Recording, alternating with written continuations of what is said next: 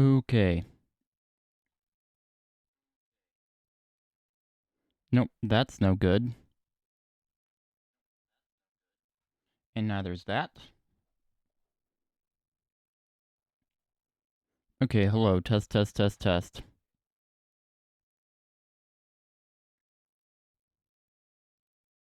Yep. Bing!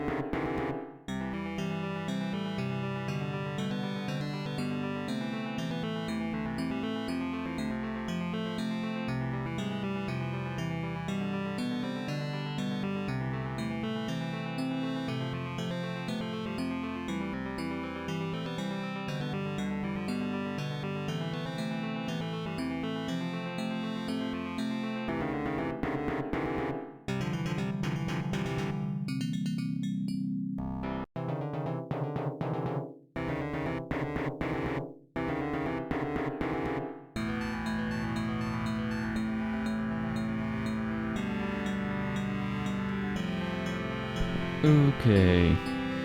Hello everyone, this is Sadie Stamps of Bing! And welcome to another... Yeah.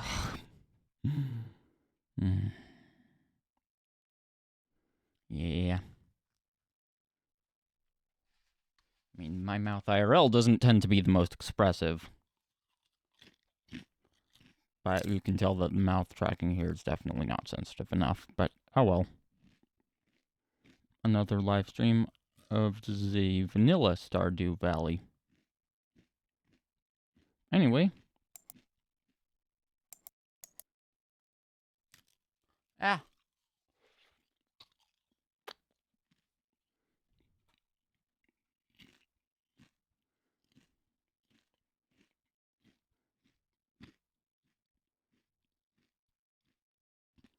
There we go.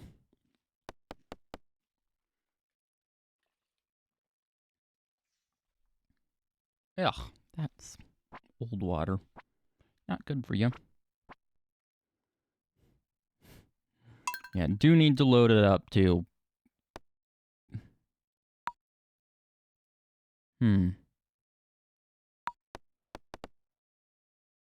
Yes.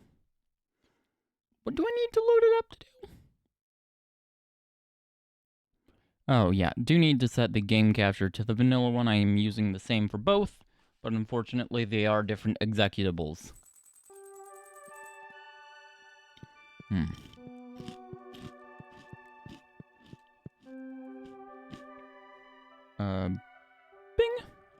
It's this one, right?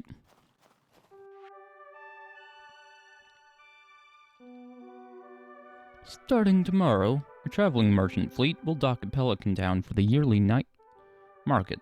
The market starts at 5 p.m. and will be in port for the next 3 days. Please visit the beach after 5 p.m. to join the festivities. There's free coffee. Okay.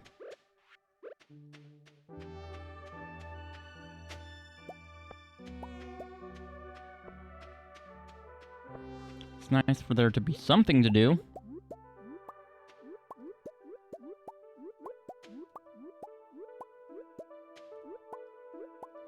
And let's see, how many seed packets of winter seeds can I make?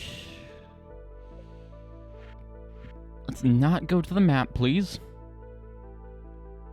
3.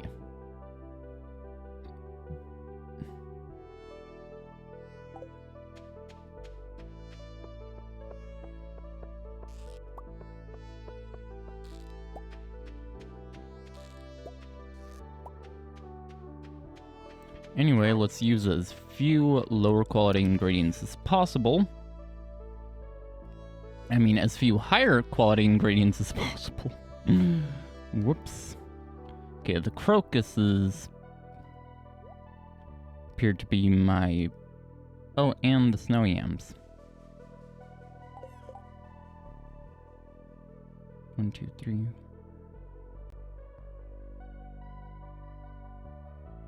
Those are my main limiting factor.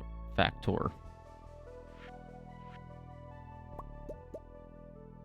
we go.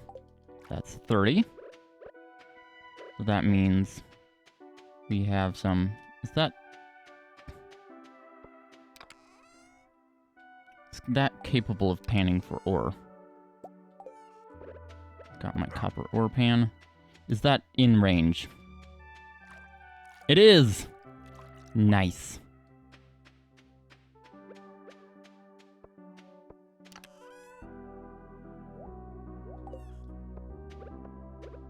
Okay. So, 15 minus 1... No, 18 minus 1 is 17.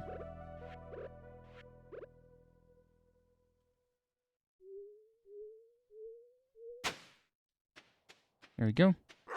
And, hold on.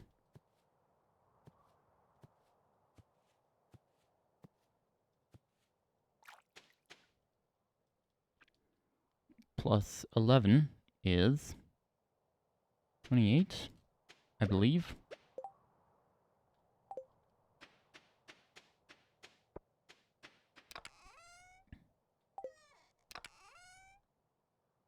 Anyway, it's best not to overtill the land.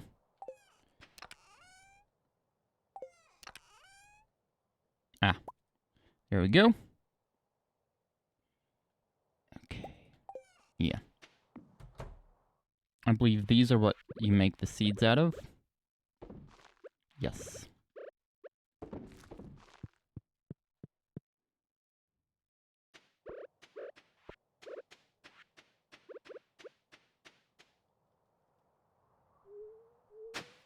Okay, let's do the minimum first.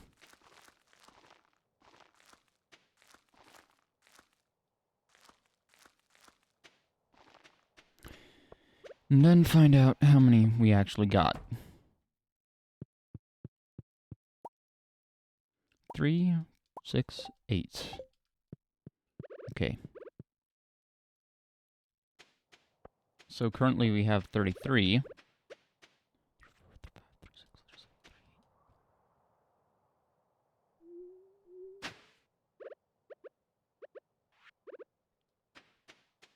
Right? Hold on. 1, 2, 3, 4, 5, 6, 7, 8, 9, 10. 1, 2, 40 minus 2 is 38.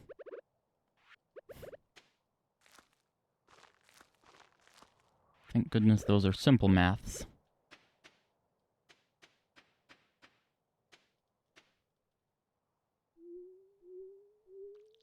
There.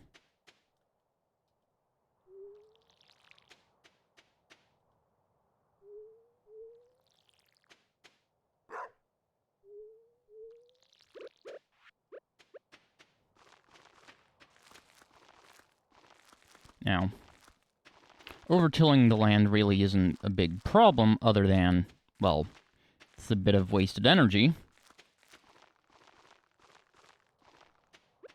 And of course, over-fertilizing, you're wasting some of this.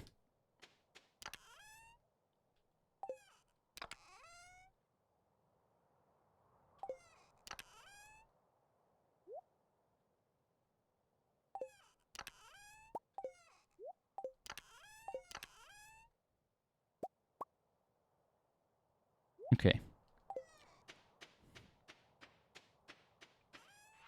There we go. Oh, hold on. I forgot about one very important thing. There we go. Make sure chat on my tablet is working.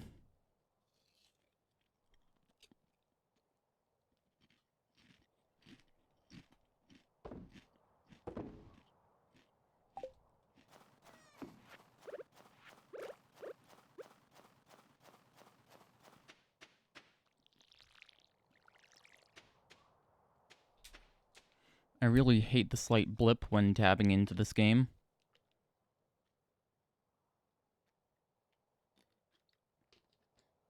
Pretty sure you can't actually see it, thankfully, but I can. And it sucks.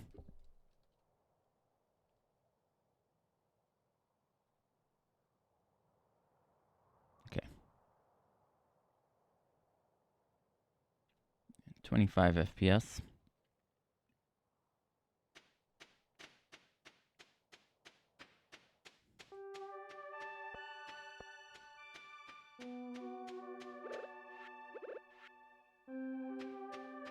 I would assume that VTube Studio does not support 29.97 FPS because A, it's not an integer. It's a weird non-terminating decimal. And B, it has no business even being used anymore.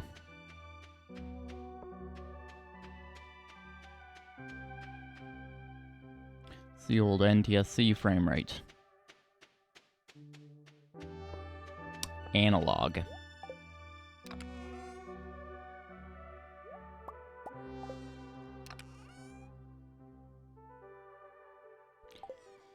For some reason, my camera uses that, which is stupid. No idea why.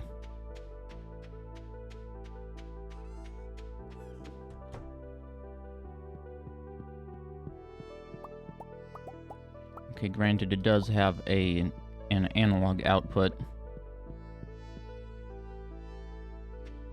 but that is combined with the headphone jack.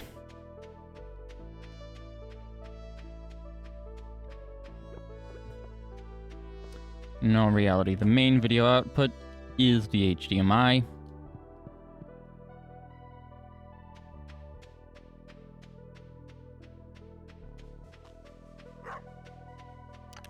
It doesn't need to be accommodating of its own analog output.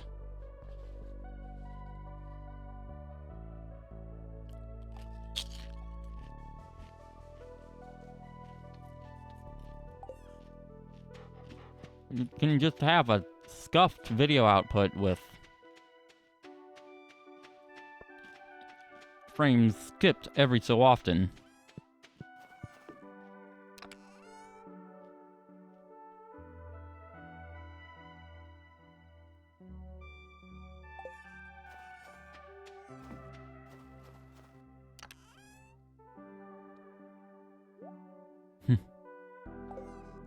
It's not like it's a recorded feed, it's live. Live feeds don't drift.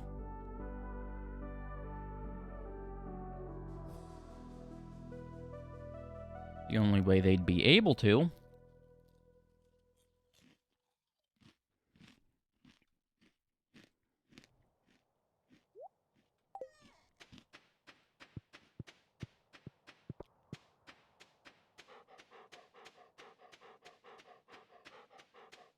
Wait. No. Even if it stored its own video signal indefinitely, it can't show you the future. Yeah.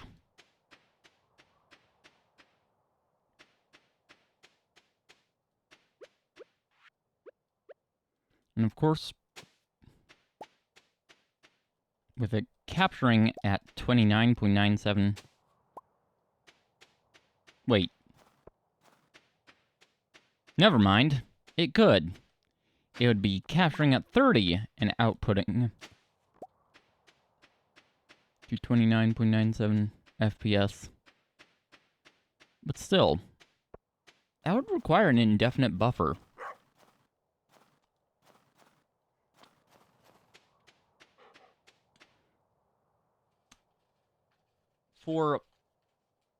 And what would it do? Other than make the live feed worse.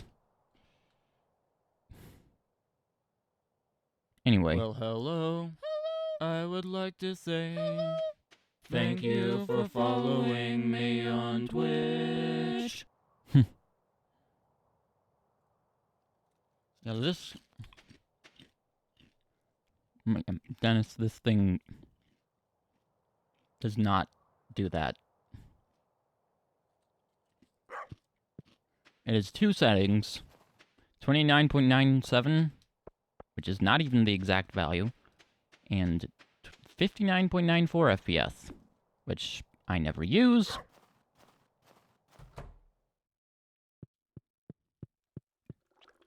Anyway, Defiant VA. Thank you for following. Welcome to the underworld. I hope you enjoy it here because you're going to be here for eternity. Next. Well, hello. I would like to say thank you for following me on Twitch. Also, hi, Dennis. Aravel Carowin, thank you for following. Welcome to the underworld. I hope you enjoy it here because you're going to be here for eternity. Next. Well, hello. I would like to say thank you for following me on Twitch. Puffy Cat. Thank you for following. Welcome to the underworld. I hope you enjoy it here because you're going to be here for eternity. Well, hello. I would like to say thank you for following me on Twitch. Natsutori Hinata. Thank you for following. Welcome to the underworld. I hope you enjoy it here because you're going to be here for eternity. Well, hello. I would like to say thank you for following me on Twitch.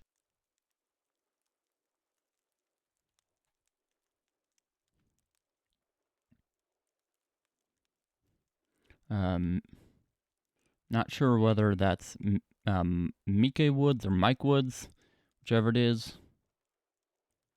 _VT. Thanks for following. Welcome to the underworld. Welcome to the underworld. I hope you enjoy it here because you're going to be here for eternity. Anyway, I'm all caught up now.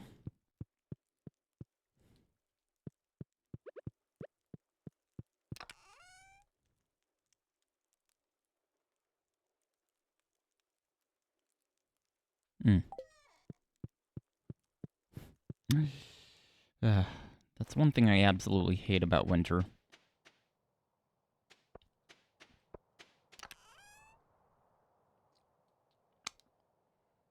I hate how short the day is lit.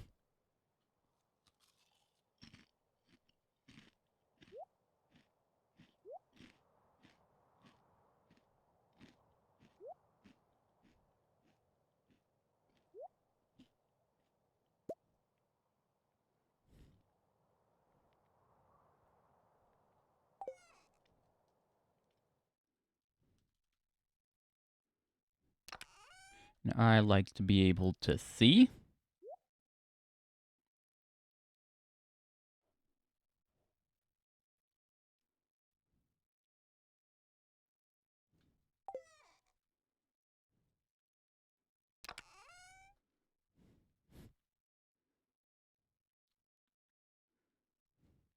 Especially when driving. I hate driving during headlight hour.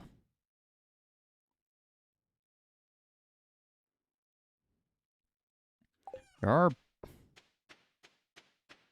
a few idiots with their high beams constantly on.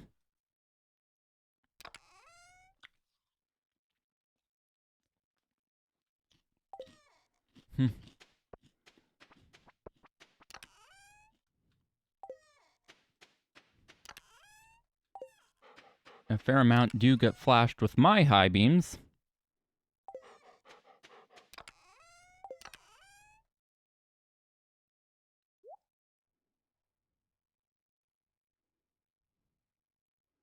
Don't think I'm just going to do it a couple times. No. I'm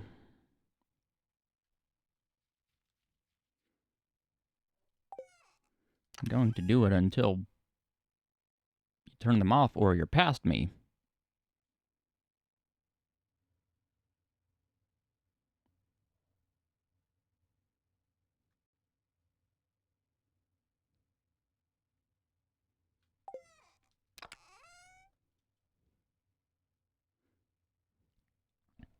And unluckily for you, both of them are working. The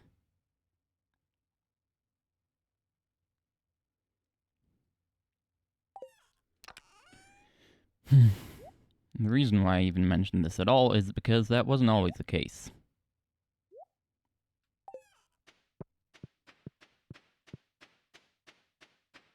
Anyway.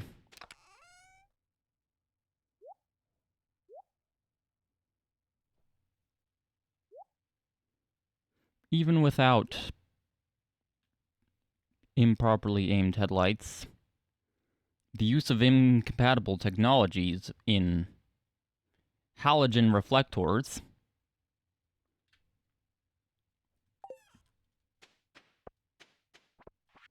by the way, they're not like room lighting where it's good as long as it lights the room. No. For safety reasons, the beam has to be the proper, well, it has to make the proper beam. Okay, the high beams not so much, they kind of go everywhere.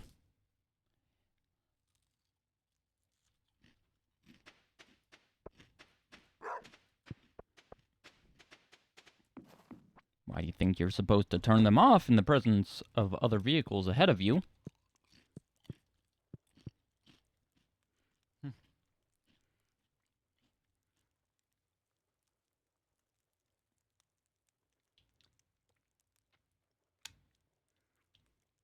Going the same direction, only the leading card's supposed to have them on. Oncoming, you're supposed to turn them off for, and cross traffic. You actually should too.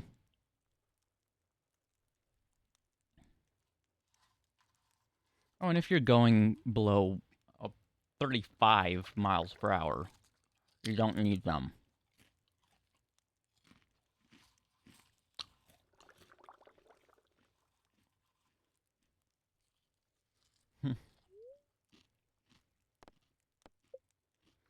Same thing if the roads are lit.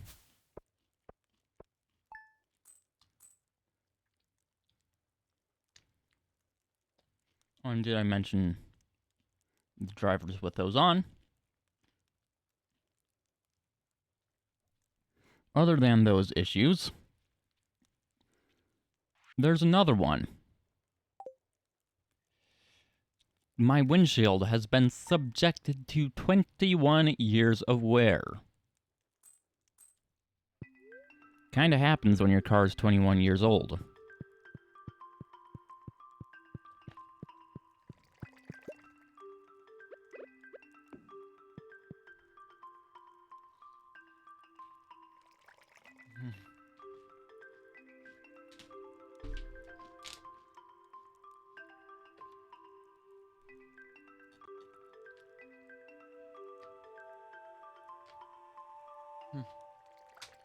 I would say it can now legally drink, but I'm pretty sure we let cars newer than that also drink.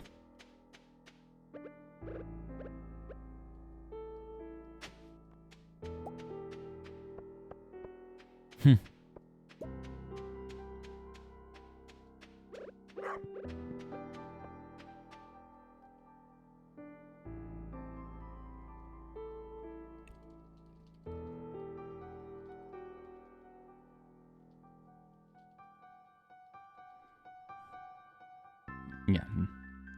Okay. And unless that car came from Quebec, Manitoba, or Alberta, or it's 18, would be 19 if it were still in its own domestic market, and it were, you know, human.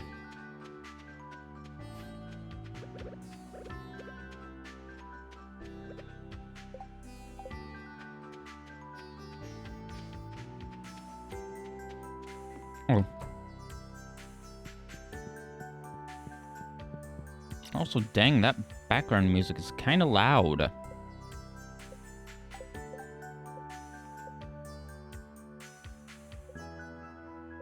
Oh, there you are.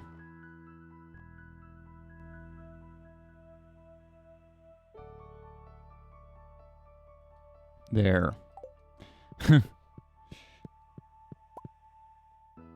Pale ale. These are all still pumping. Pumping right away.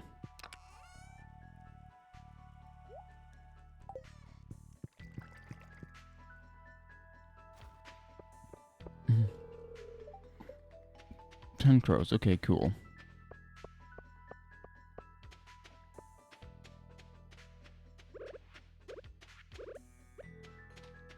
Well, anyway.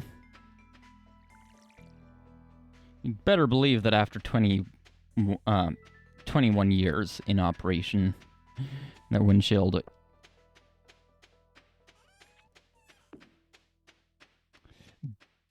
does, in fact, show signs of it. Actually, there's even a crack in it.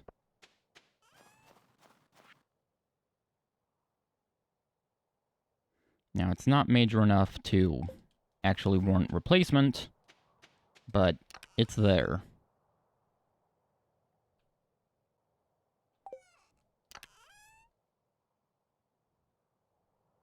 Oh, and how the crap are you supposed to clean those things?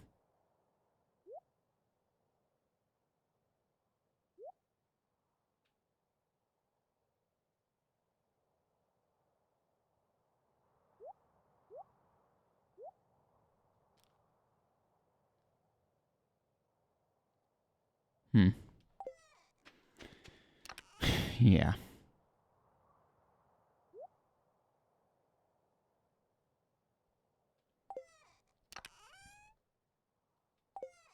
And not to mention with the prevalence of large automobiles and me and my little... Actually... Well, actually, I think I'm higher up than I was in the Lumina, but that could just be from the way you're situated in the cabin. Still, pretty low down.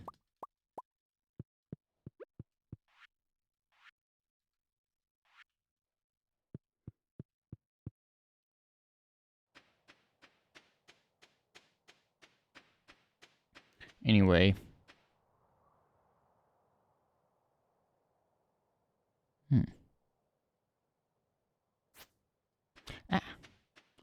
What am I doing?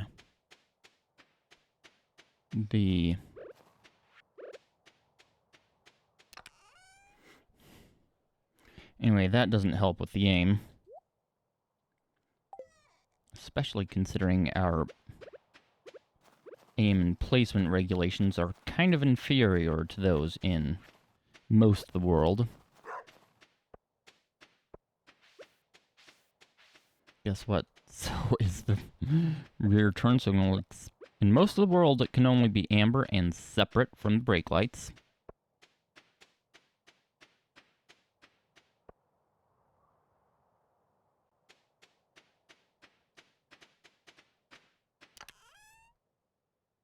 Well...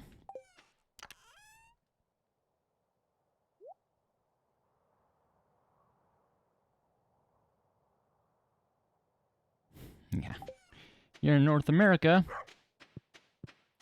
not only can it be red, the same color as the brake light,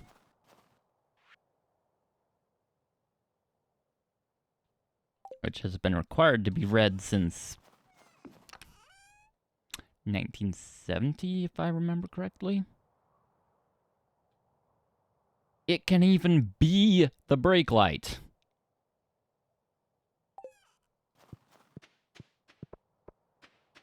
Literally the same bulb. Only thing that differentiates it is whether or not it's flashing.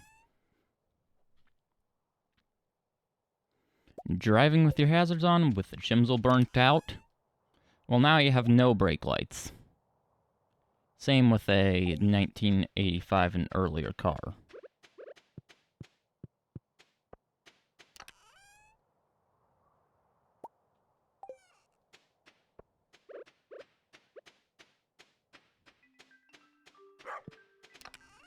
And before you comment on it, yes, there are times when you'd want to drive with the chimsel on. Or the hazards on, I mean.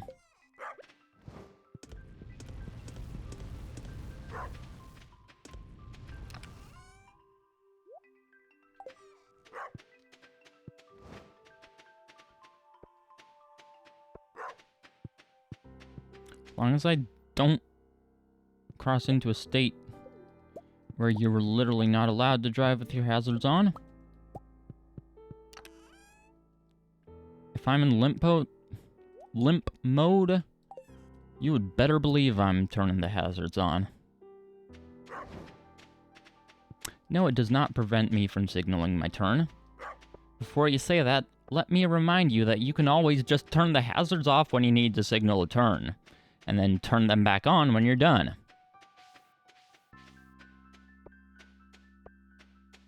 I would recommend turning the hazards off before signaling and giving it a bit of time just to make it more noticeable to other drivers on the road.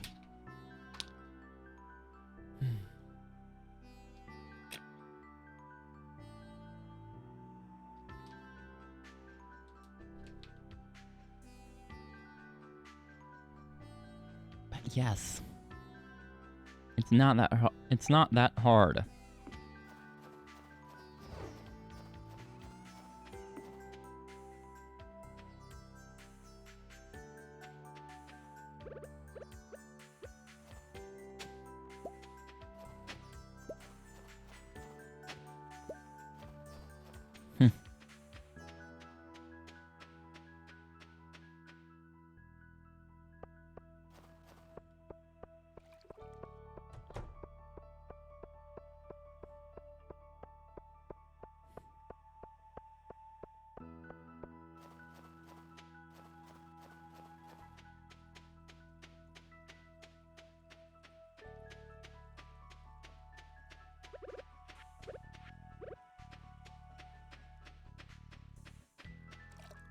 And of course, the same thing is true in Canada.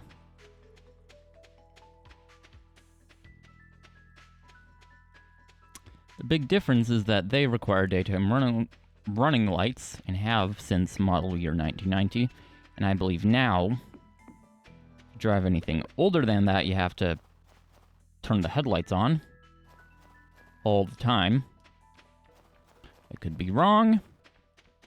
It could be localized, but that's what I've read.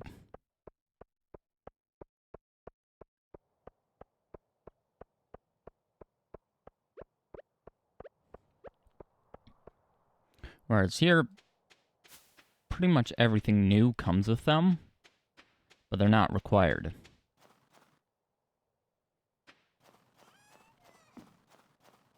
There are some systems where you can even just turn them off.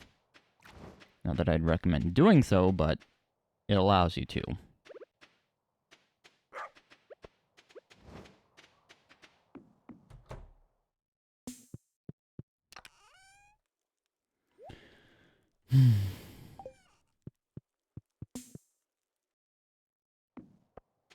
And the Acura, you can't because, well, Canadian.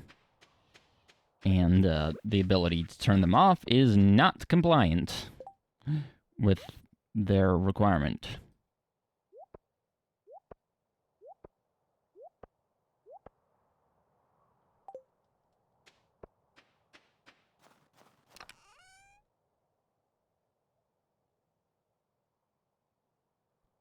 Well, okay, you can turn them off if you turn the headlights on.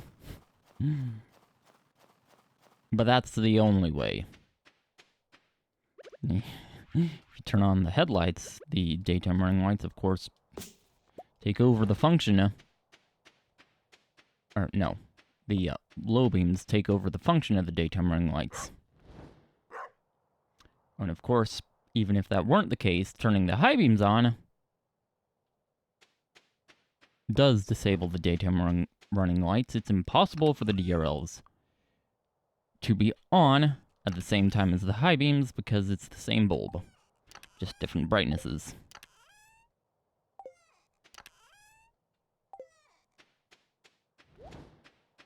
The night market is now open. Nice.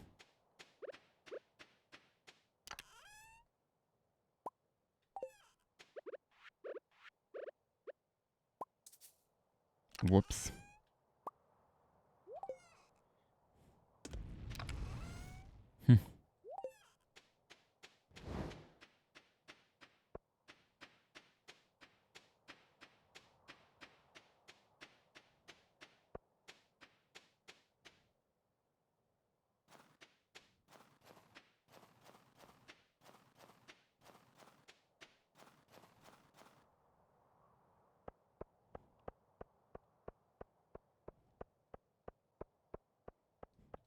Oh yeah, if it were the USDM model, you would not have the daytime running lights because they weren't offered at all on the USDM model at the time.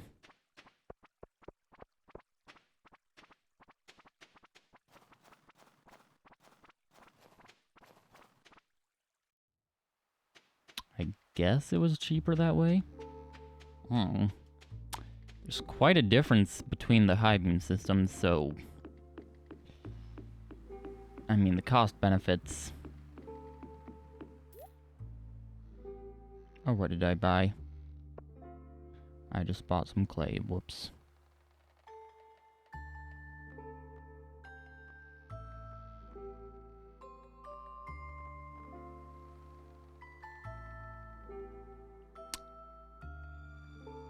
Oh, wow. I think that's worth it.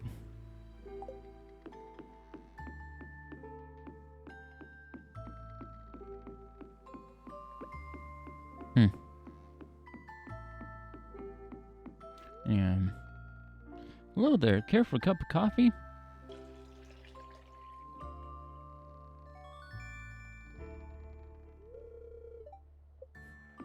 Received a coffee.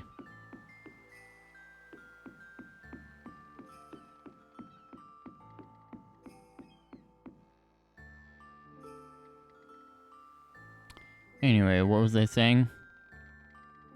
Oh yeah.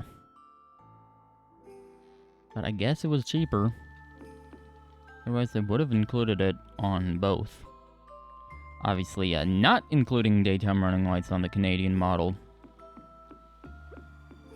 is out of the question because, as I said, they're required.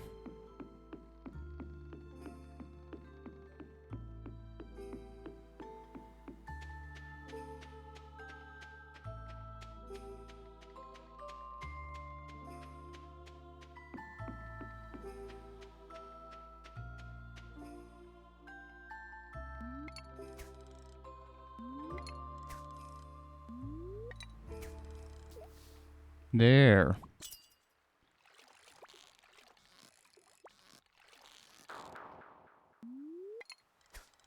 Bruh.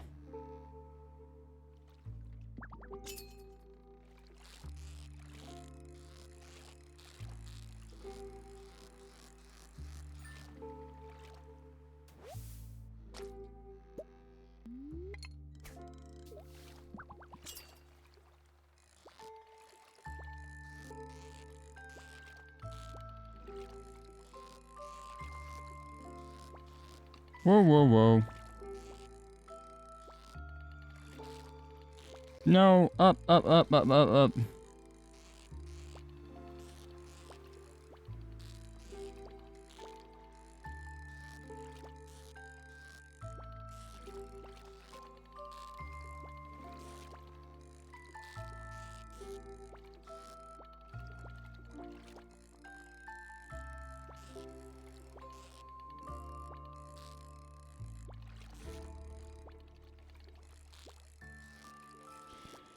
Yeah.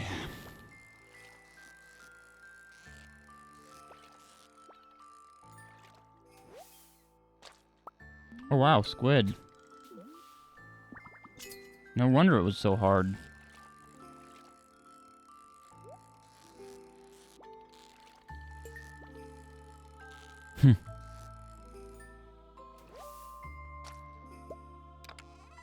And yes.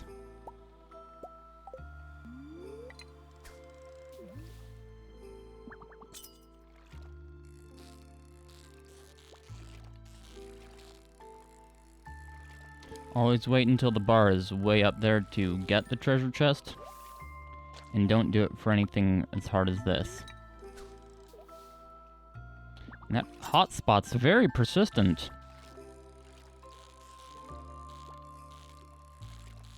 Okay.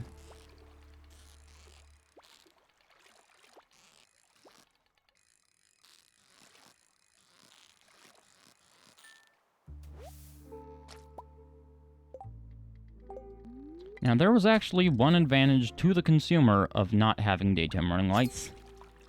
And that is that the DRL module was actually... The one from the factory was actually kind of bad.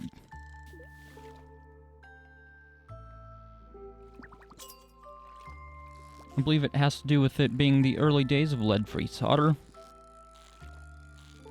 So no one knew how to work with it. I mean, it's not easy to work with.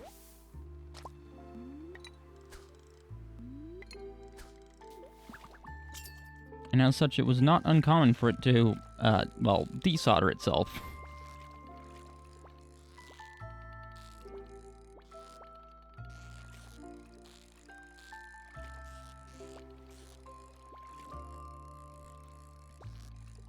Of course, with the DRLs being piggybacked off of the high beams,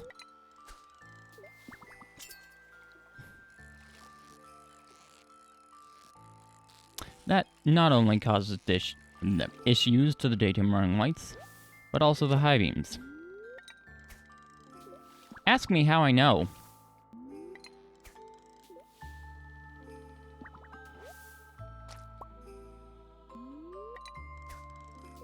Dude.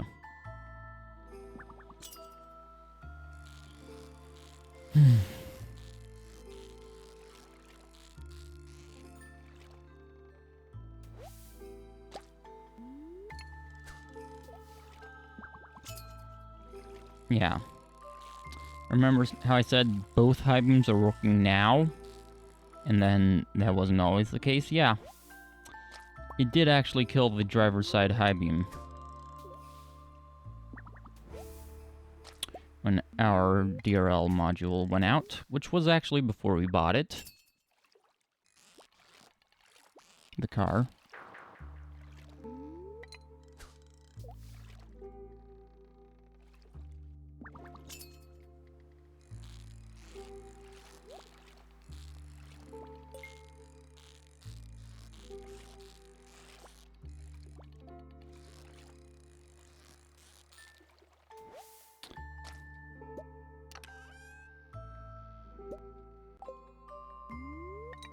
Now, it didn't matter so much that it was not working because, well, it had been in the US for some time now.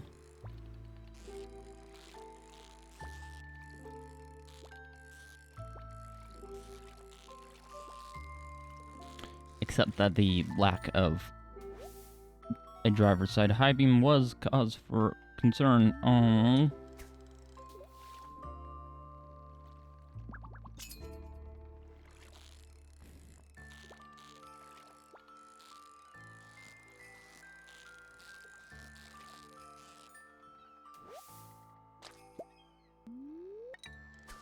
And of course, who knows how long it would have been before both high beams were knocked out.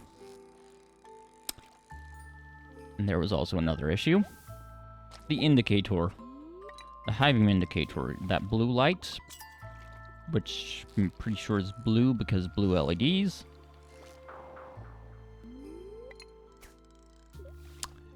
It had been knocked out by the DRL module failing.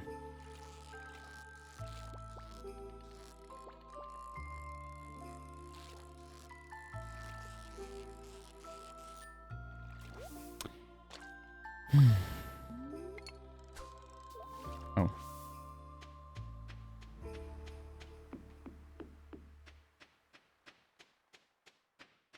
Which means we couldn't actually see. Thank you for the lurk, Dennis. We couldn't actually see whether or not they were on or not, or whether or not it was on or not. The single high beam.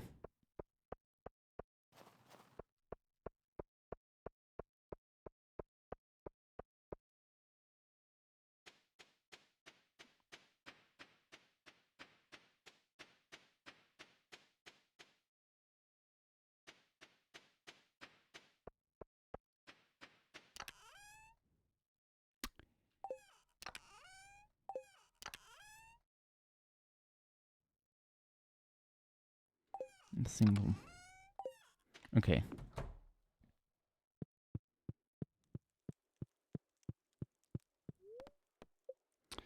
At least once I know I drove with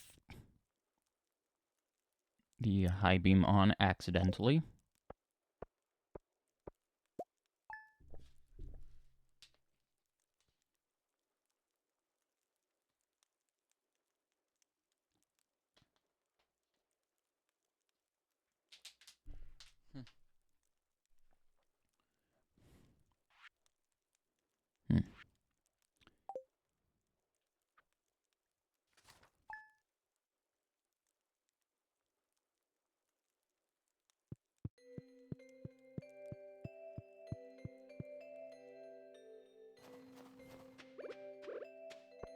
So yeah, it was kind of essential that we got it replaced.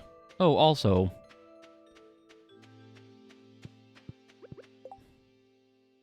okay. It's a prehistoric wind instrument carved from an animal's bone. It produces an eerie tone. Bone flute. Also, insurance might, even though they don't even exist on the USDM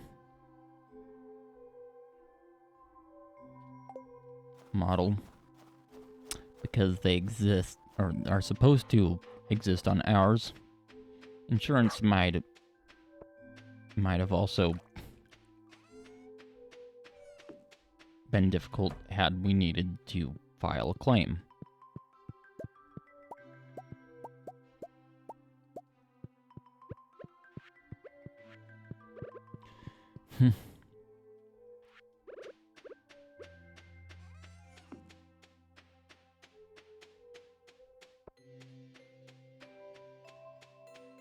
Oh yeah, that's a potentially dangerous modification.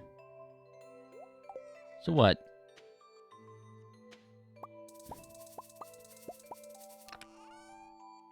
What, you're telling me that it not functioning as it's supposed to because it's not working properly is a modification? Well, yes, technically.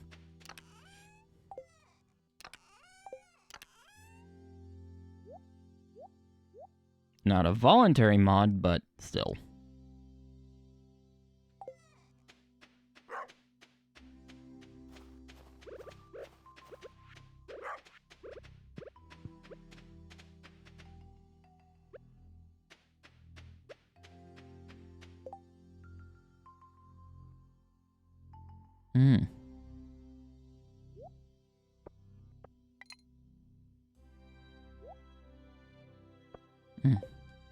And you can unload it. Okay.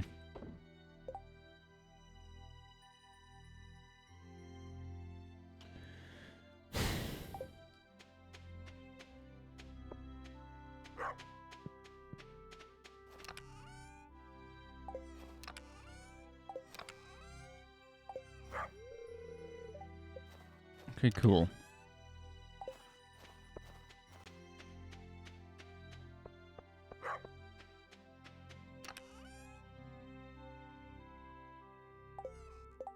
How do you make bait? Bug meat. Ew. Oh, well, fine.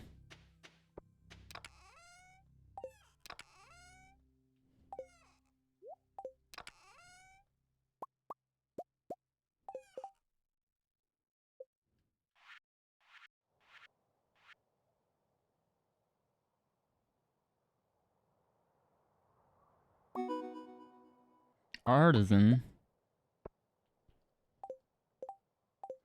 Oh, it even says it on Steam. You can't see it, but I can. View all achievements.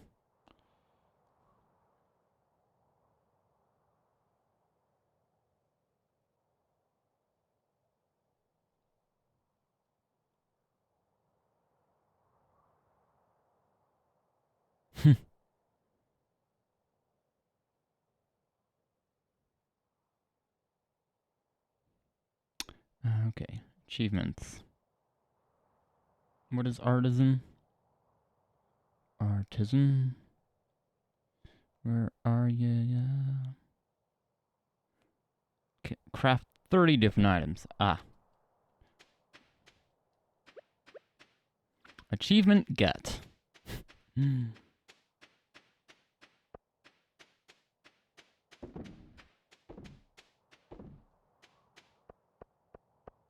Okay, yep.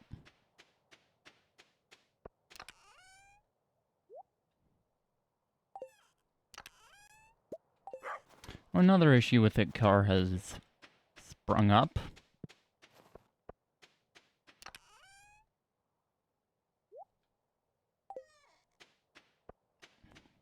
So we did have bait. Dang it.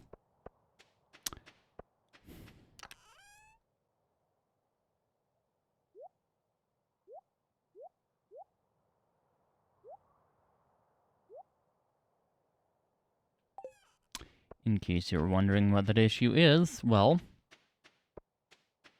yesterday, just trying to start the engine with the key, a known valid key,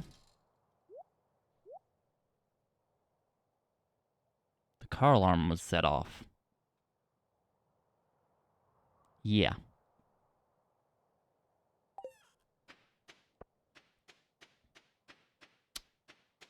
Now, I do know that the battery is bad, and I read up on it, and yeah. Apparently Acura is one of the brands where it just sets the car alarm off if the battery is discharged too much too quickly. below a certain point.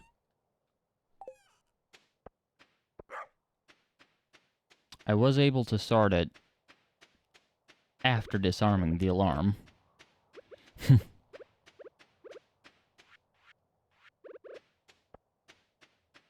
I do not believe I would have been able to start it without doing so.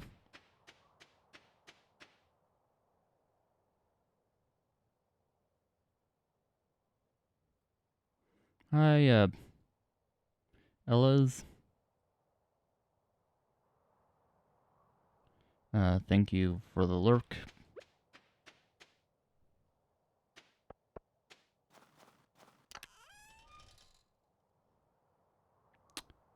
What was I saying?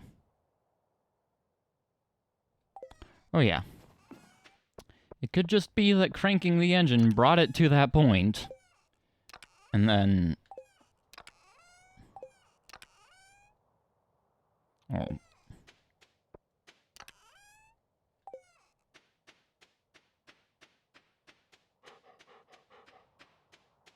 After disarming the alarm, either gave me a grace period, or alternatively, it was just past the trigger point.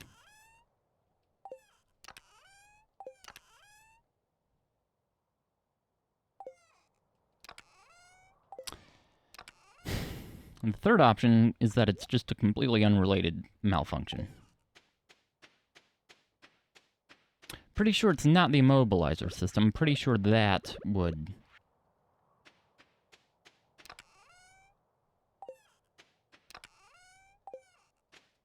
Pretty sure that would actually happen later.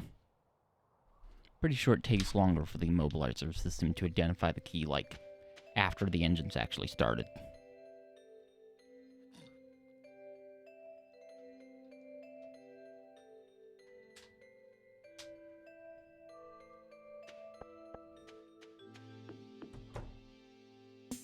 Although it would shut off the engine and disable the starter if it...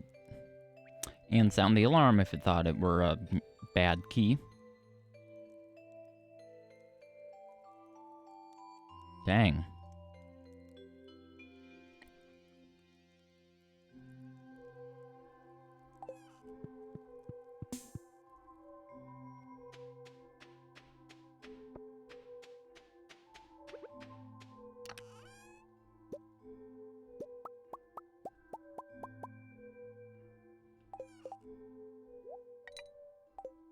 There. How's that?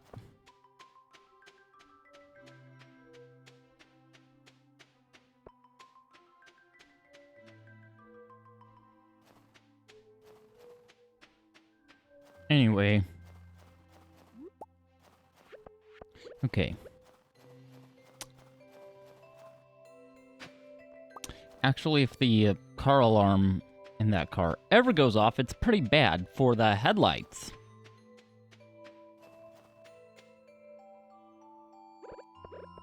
You know, light flashing is commonly a thing. Well, yeah, that thing... It does not alternate between the low beams and the hazards on the front, like the Town and Country does. Nope, it just turns the headlight system on and off. It flashes it, is the thing. Now, if those were halogen bulbs, fine. If those were LEDs, fine. But they're not, they're HIDs. High-intensity discharge, and those don't like it. And of course, with the headlights, the park lights, and I'm sure rear running lights also come on. Oddly enough, in the Town and Country, the...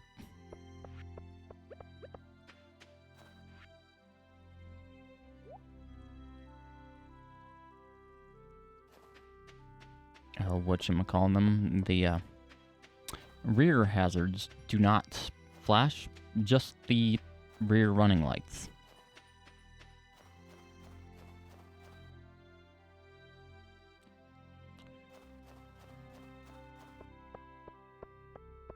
which kind of sucks, but oh well.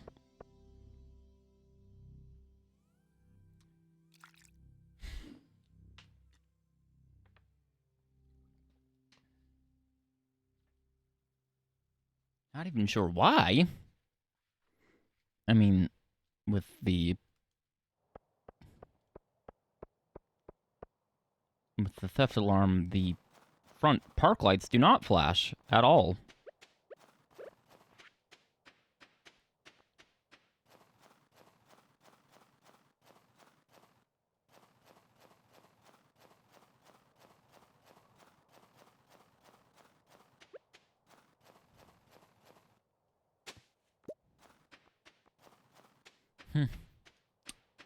So I wouldn't expect the rear running lights to come on, or the license plate lights. Those are the weirdest ones to flash, actually. Because, well, let's be honest, who's even going to notice it? But that's just the way it works. Oh yeah, the night market.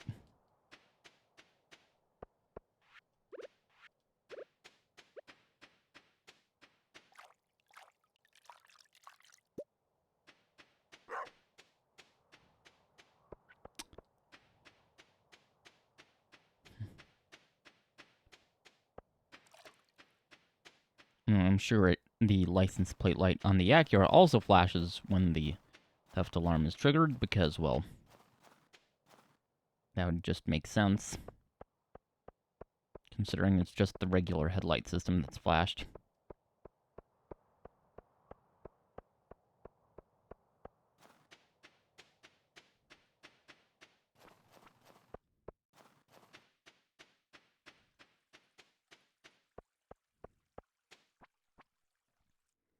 But anyway.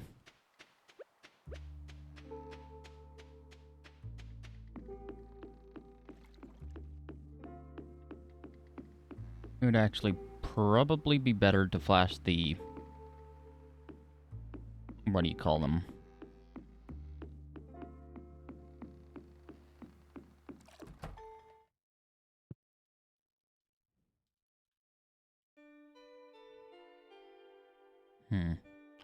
It'd probably be better to flash the high beams. Because A, they come on at full power instantly, whereas the low beams, being HIDs, don't. And B, they're also much brighter. Wait, I already said that. No. What I meant to say is they don't get worn out like kids do.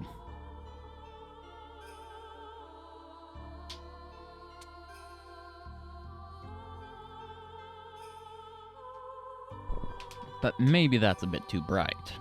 I know. I don't know the regulations on those. And also, considering it just flashes the entire headlight system without the high beams, it's probably not even capable of doing that. Could flash the DRLs, but those are also as dim as heck.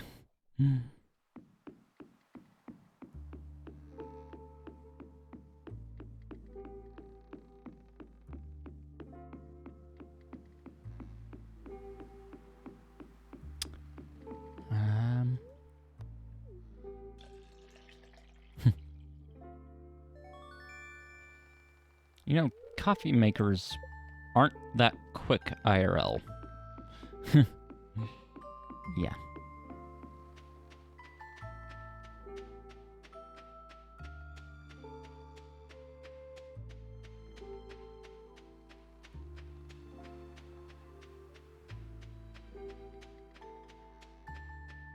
I mean, yeah, sure, the standard drip coffee maker is fairly fast. It's also dead simple. Nothing special at all.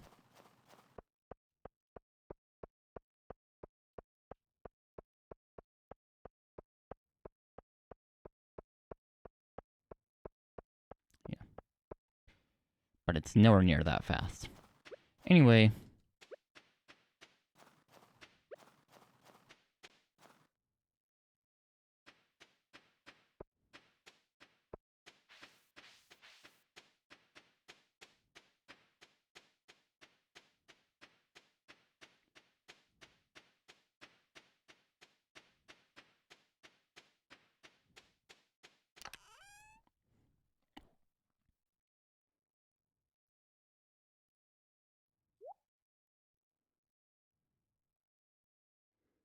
Oh yeah, I should probably sell this.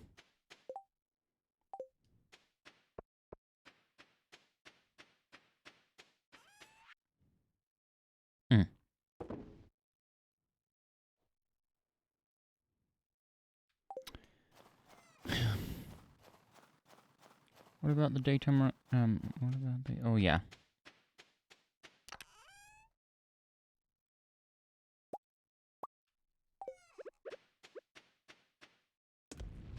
Anyway, simply put, headlight flashing with HIDs is bad.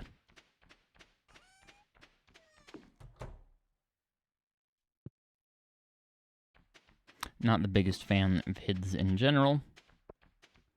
First off, their color rendering index kinda sucks. The color temperature is a bit too cool. I like the standard 3000 Kelvin of the halogen bulbs. Oh. Yeah, die, please.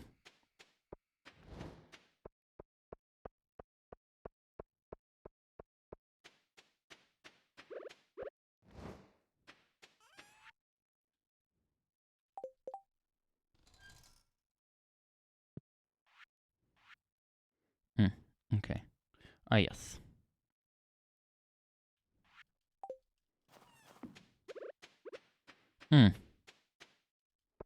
Well, it's getting late. Anyway. I was saying something. Oh, yeah. Also, they absolutely have to be aimed properly. The warm-up time, I'm not a big fan of either.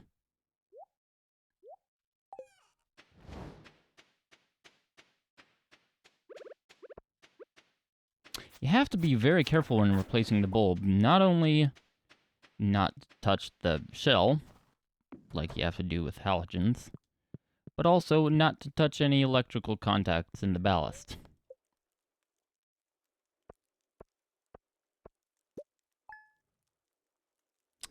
Because, well, they do actually retain some charge, potentially deadly levels. Not that it's easy to replace those headlights anyway. Why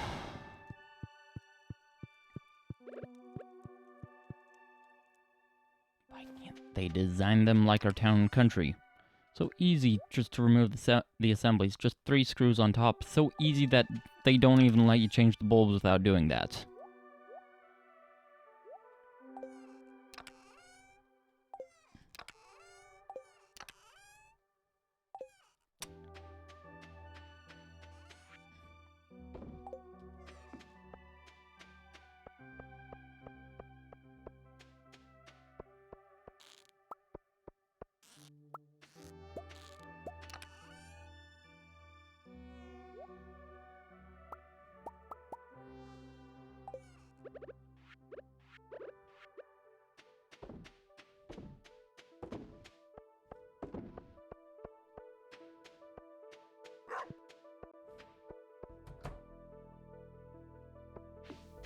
Yeah.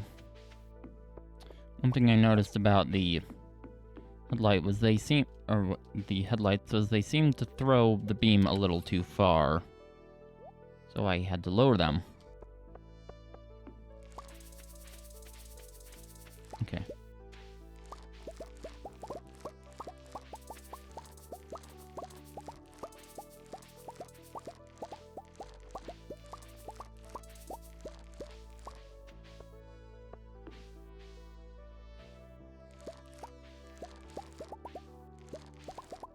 I also turned the driver's side headlight a bit inwards, because that's actually, you're actually supposed to do that.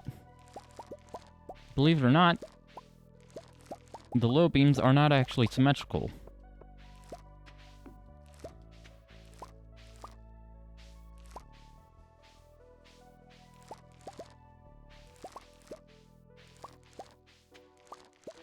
Under United Nations Regulation 48, that's actually required to be accomplished with a shield. And if it's going to be driving on, and if it's going to be, if it's possible, easy to be used as a wrong-hand drive vehicle, it also needs to be reversible, such as vehicles in the UK and mainland Europe.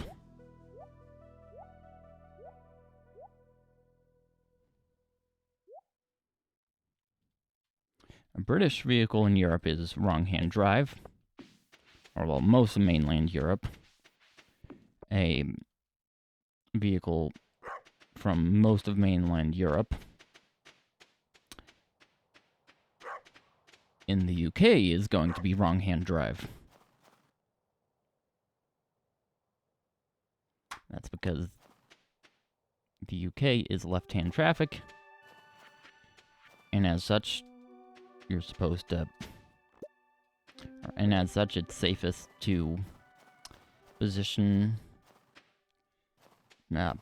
people, it's safest, whoops, as such, it's safest to position the driver on the right side of the vehicle. Most of mainland Europe is right-hand drive, just like the US and Canada. And as such, in those countries, it's safest to position the driver on the left side of the vehicle. Yep.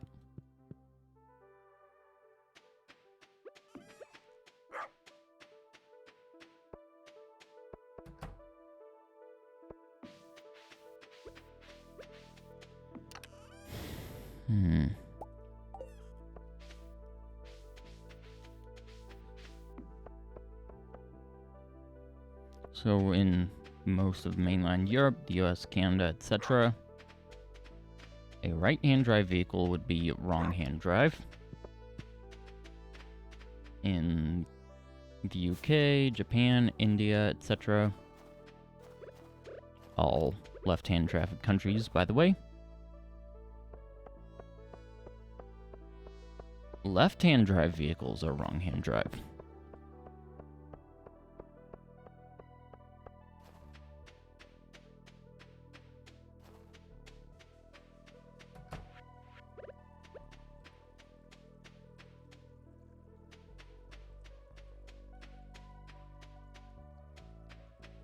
Dang it.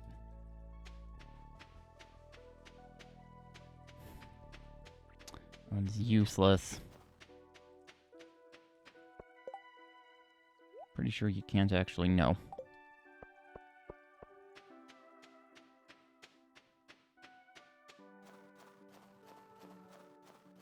Anyway, here in North America, such a shield is not required.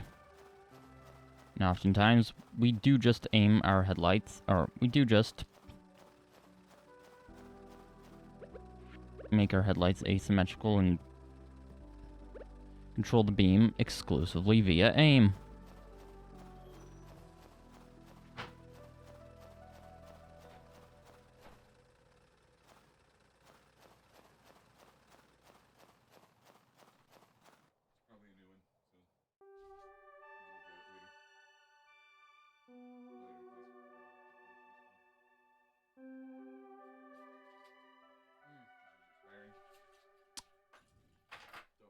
Probably. Anyway. Terminated. Life's terminated, Joja. Closed. Anyway.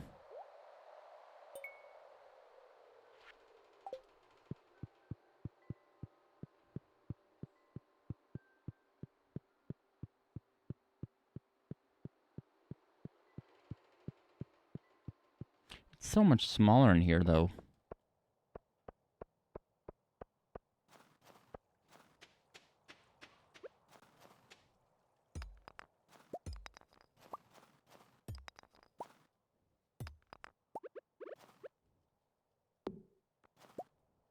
Oh yeah, and another thing we also don't require is auto-leveling for HIDs.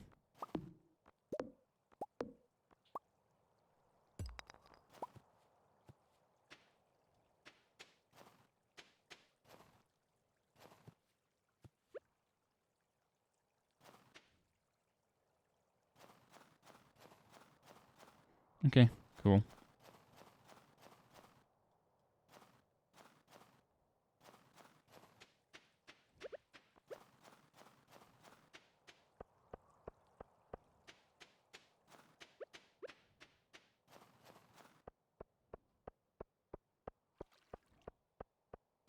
Anyway, one thing I would absolutely love is warm white LED headlights, but until then...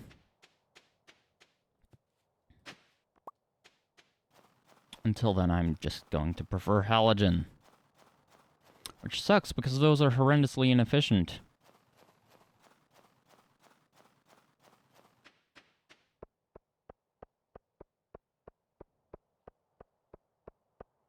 Oh. And it gave a little dusting, a little flurry of snow yesterday. Huh? And today, apparently.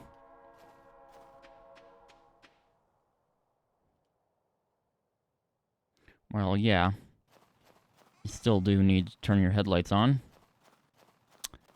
I'll be honest, I actually would rather drive in that than rain. I did.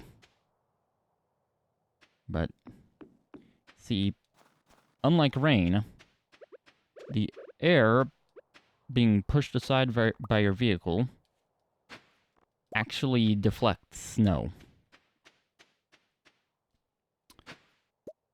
To deflect rain, you would require a really strong wind. Which is why I've seen an air wiper concept, but yep, it's not going to be all that viable. Even in the days of electrics. Especially in the days of electrics, actually.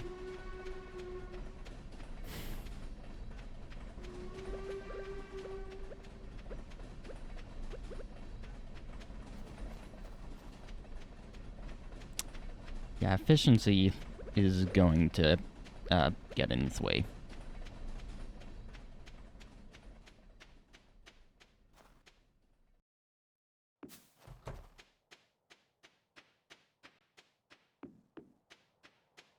Anyway, because of that, I only needed to use the windshield wipers when I was stopped.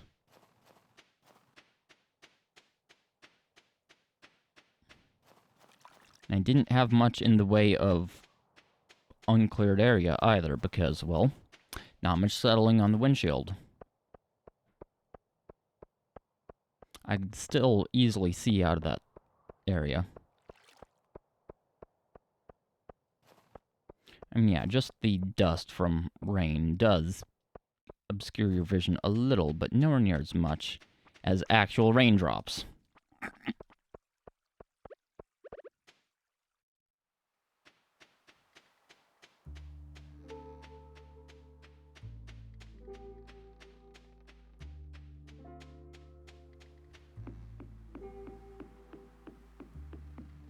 Oh yeah, let's go down in the submarine.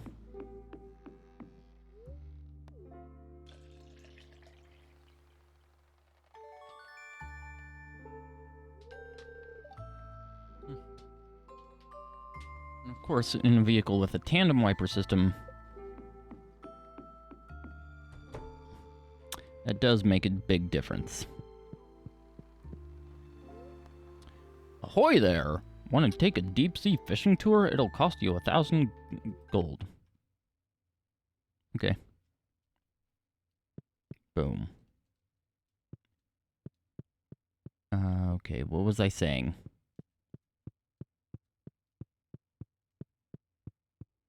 Yeah. And, yeah, as you might guess, there were still way too many drivers.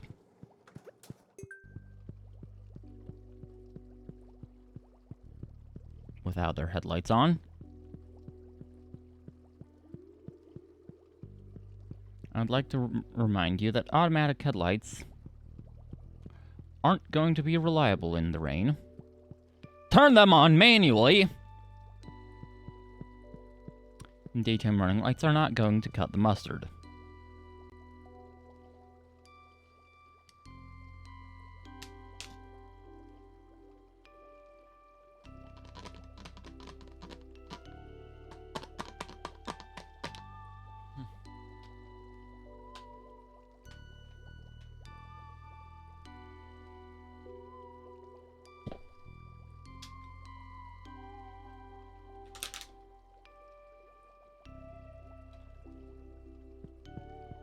Okay.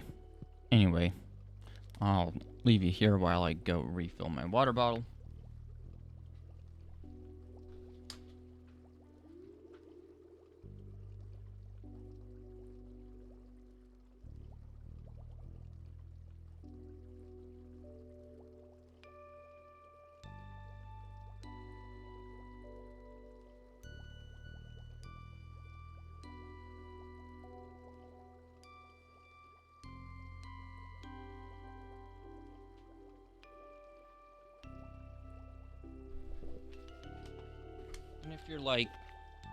And if you're like, but I can see perfectly fine in the rain.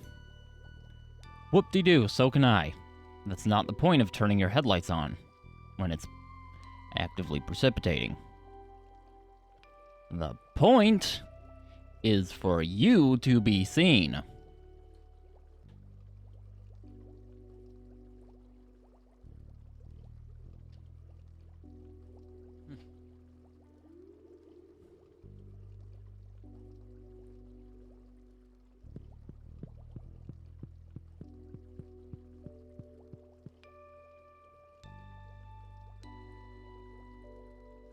Funny how that works, huh?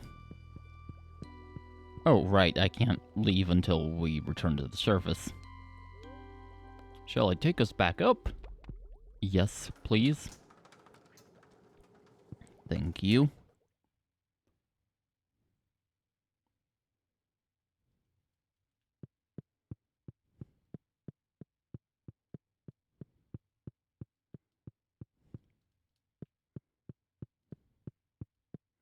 Oh, yeah, that car doesn't have automatic headlights anyway.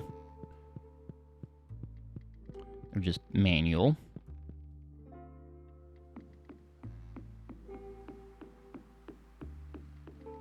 Fully manual.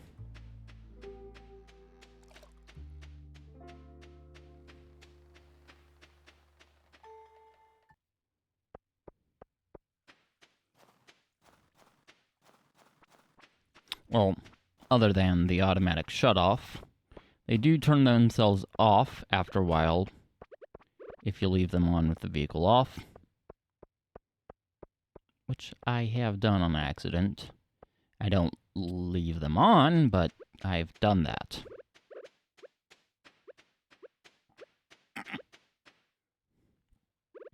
And I will remind you that while HIDs are meant to run continuously, they aren't meant to run non-stop.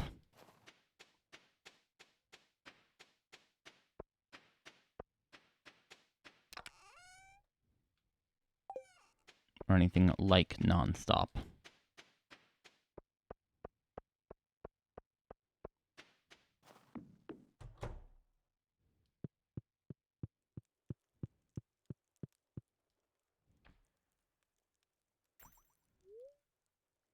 There we go. How long have I been live?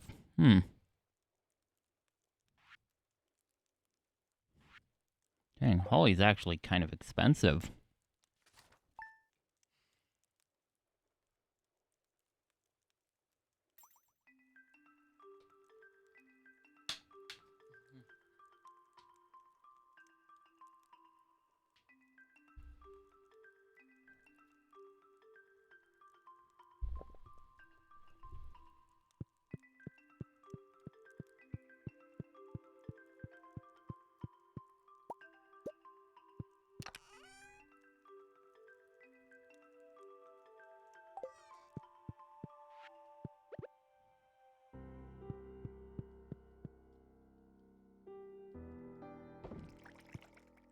There we go, let's age this up.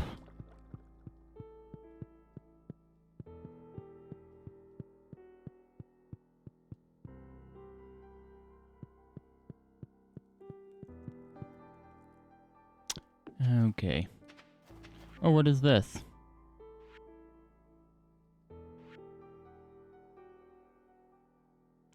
I would like to give you some information about an upcoming event, the Feast of the Winter Star. It's a time for the community to come together and think back on all the good fortune we've had this year. Favorite tradition is the secret gift exchange, where everyone in town is randomly assigned to someone else. On the day of the festival, everyone brings a gift for their secret friend and surprise them with something special. This year, your secret friend is Lewis. Me. Don't tell anyone. The feast will take place on the 25th from 10 a.m. to 2 p.m. at the town square. See you then, Mayor Lewis.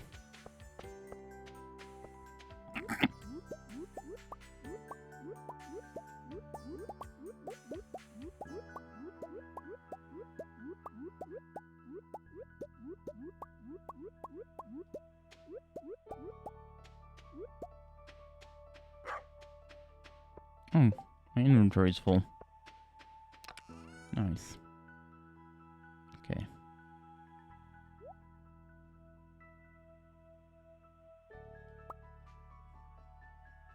Actually, hold on. Let's first see what our limiting factor is. And currently, how many can we make? 5.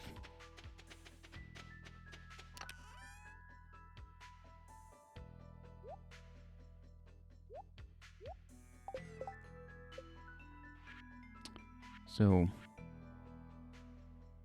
okay, we can make 5 of them. Oh, good. It's not so trashy today. Literally trashy. If you know what I mean.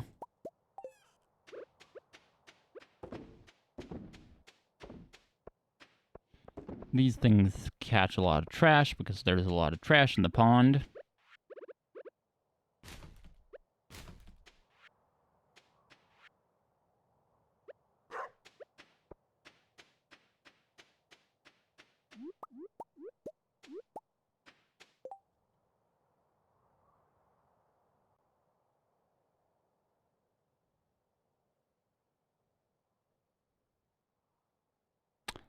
Okay. Now how many can I make? 6. Okay. 1, 2, 3. Okay, let's put half of that away.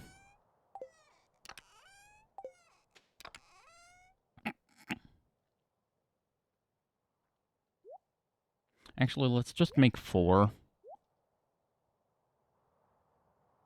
1, 2, 3, 4.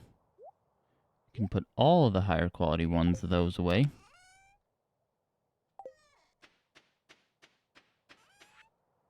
That we can just put in there. 1, 2, 3, 1, and 1.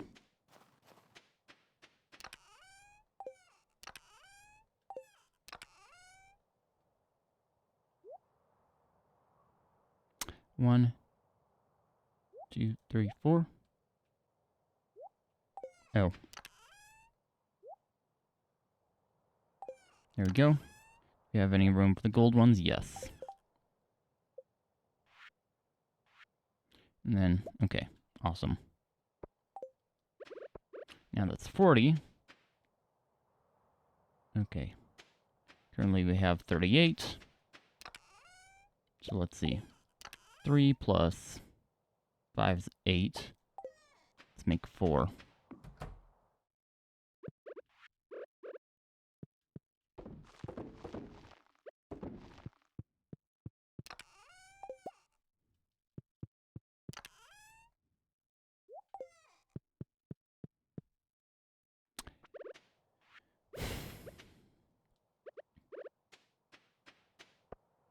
Okay.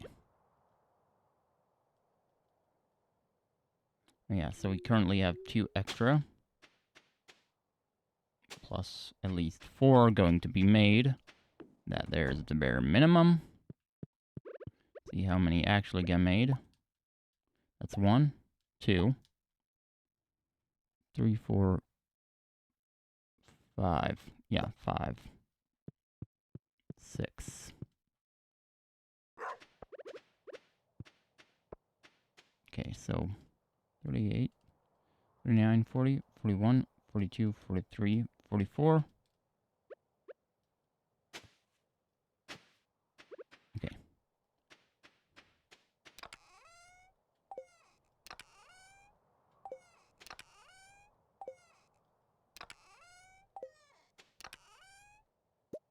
There.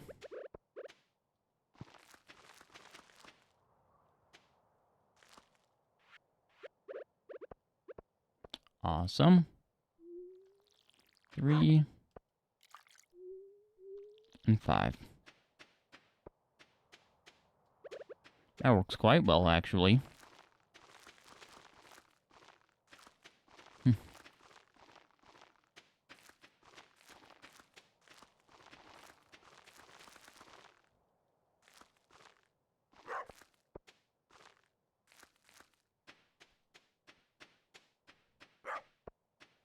Anyway, yeah, our car's battery is bad. We've already fully discharged it to the point of needing a jump once.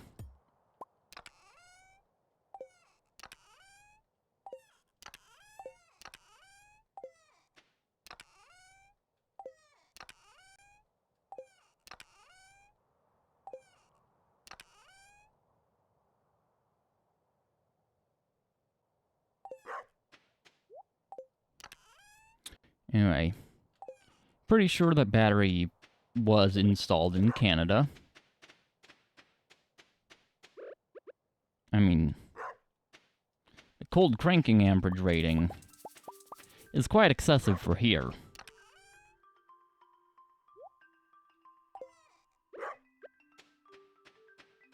Now, also, the cold cranking amperage rating is no longer actually accurate because, well,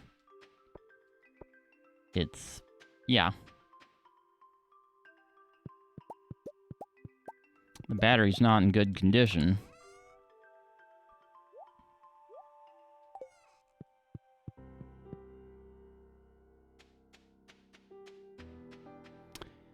But yeah, we might be needing a new one very shortly.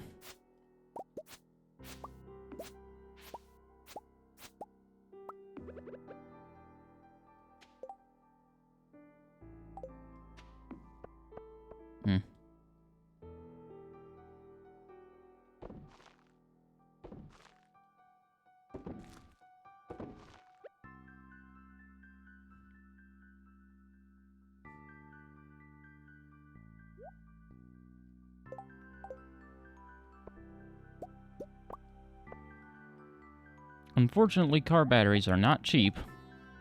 7. 1, 2, 3, 4, 5, 6, 7, 8, 9, 10, 11. We need 11 of them.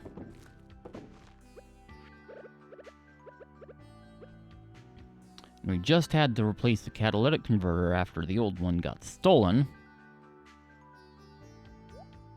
Joke's on them, it was worth nothing, basically.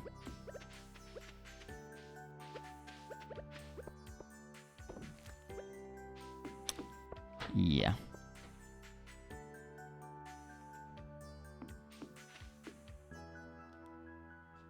Oh.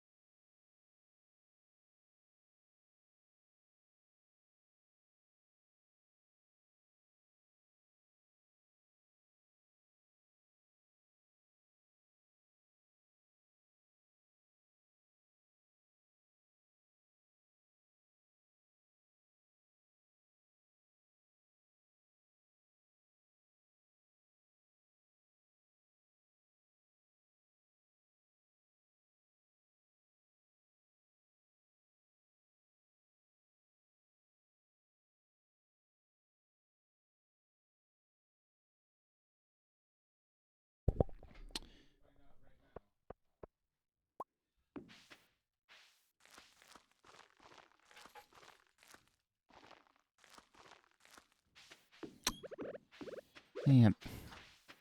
Do be forewarned, it is a very distinct possibility that the alarm does go off.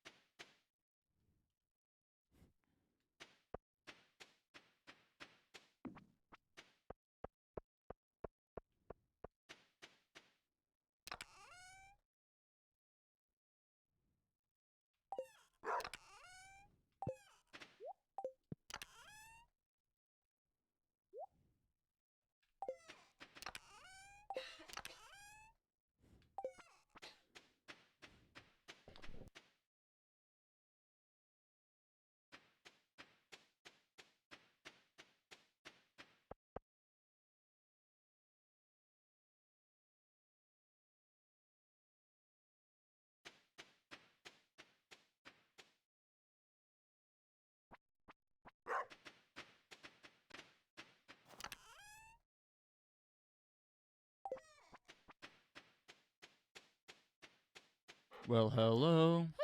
I would like to say thank you for following me on Twitch.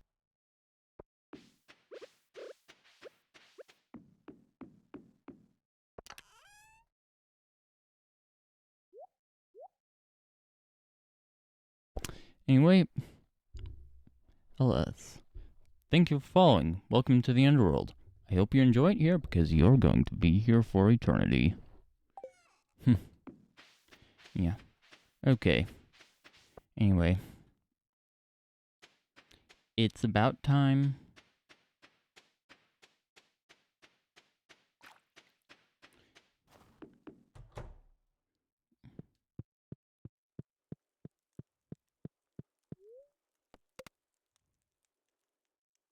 Okay. It's about time to find someone to raid.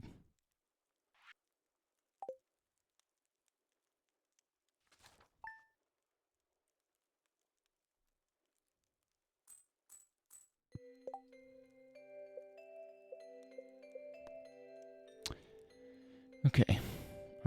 Well, hello. Hey, oi. Thank you for following me on Twitch.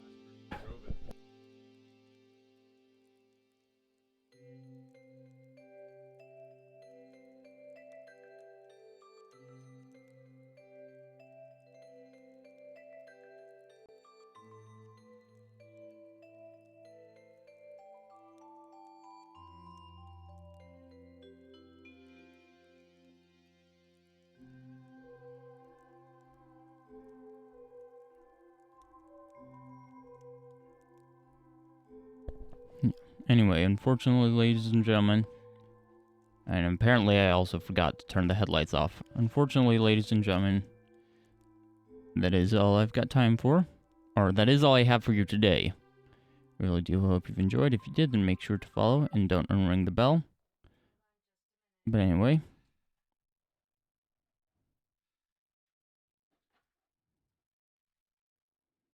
Bye.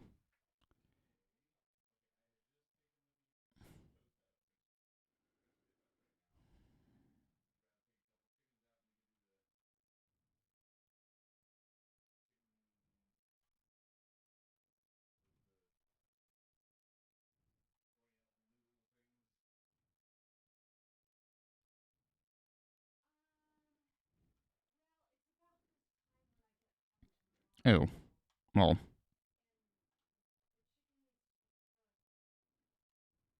Oh, live. I was on the wrong tab. That's the problem.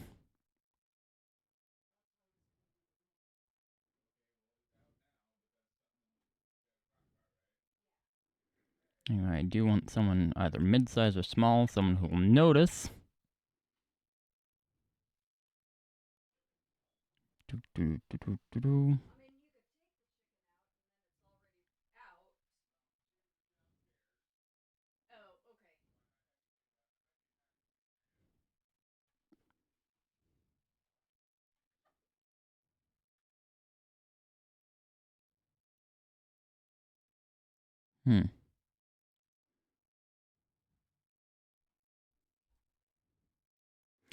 Okay, I need to mute the desktop audio.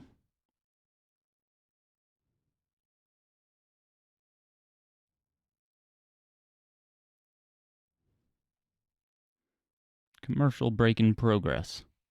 Gee, thanks.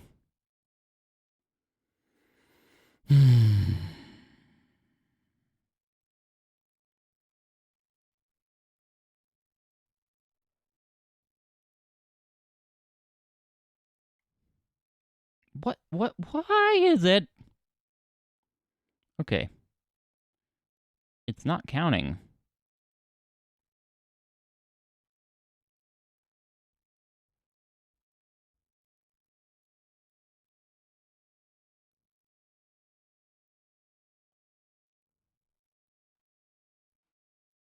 Okay, it's stuck at 22.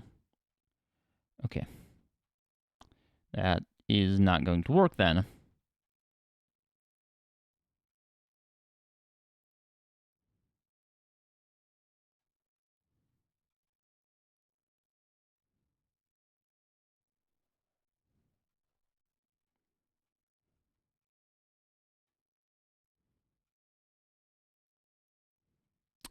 Let's see.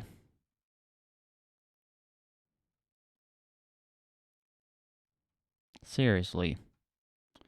Following how many channels now? And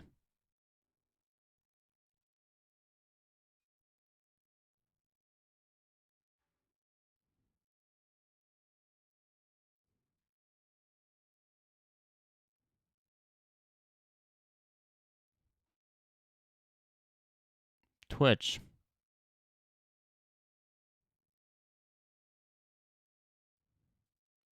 Can I say how much I hate you? Because I do. I really bloody do.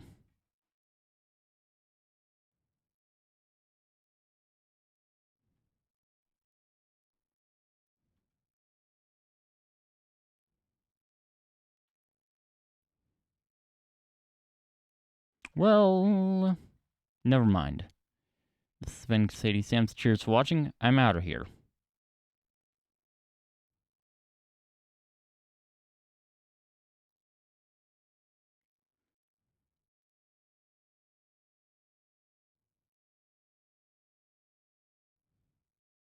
On Twitch, you bloody suck.